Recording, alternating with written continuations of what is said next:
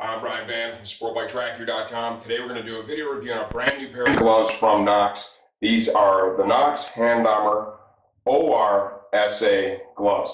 The OR stands for off-road. They've expanded their Hand Armour series to include off-road gloves.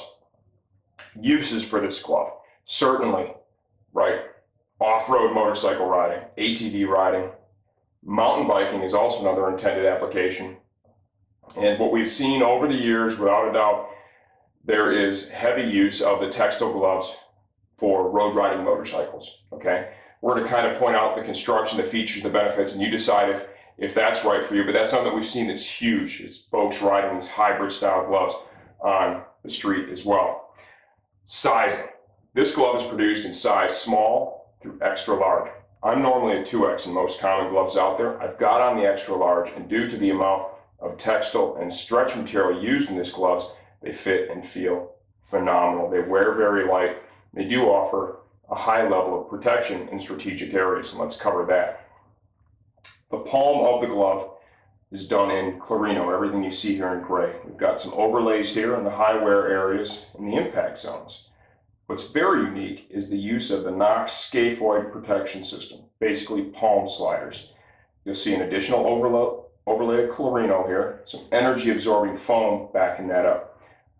For a lot of you off-road guys, what's this about? What's this for? We're going to show you right now real quickly. Most of us, when we fall, instinctually, you're going to put your hands out to brace your impact.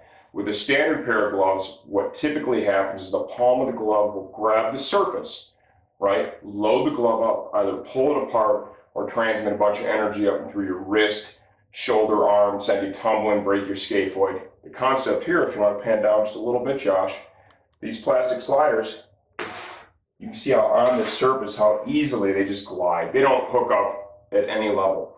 And that can be beneficial on the off-road side as well as it would be on the on-road side. Continuing along with the construction, you can see these two main fingers here, they've rolled the Clarino over the tip to help improve abrasion resistance. In between each finger, we're using a light, stretchy textile material. Tons of airflow is going to come through there. It also makes them fit and feel very comfortable. That same stretch material is used up here along the edge of the pinky. It's got a cool wrist closure system. There is a lot of protection here for the end of the ulna, which is nice. Bull lacing system. Pull to release, and it opens up the cuff. Push down, and you can dial your fit in to make it just right for you. Knuckle protection. We've got a hard outer layer, and behind that we have honeycomb gel. There is a ton of protection here for the knuckle.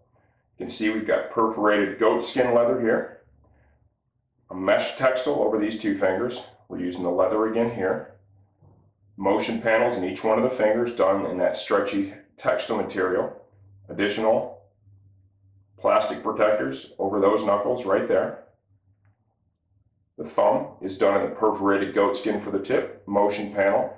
There's like a terry cloth wipe system here, right? And that's going to be for the bicycling for sure. You're out, you're sweating, right? You can use this to kind of wipe your forehead. That is a nice feature for sure.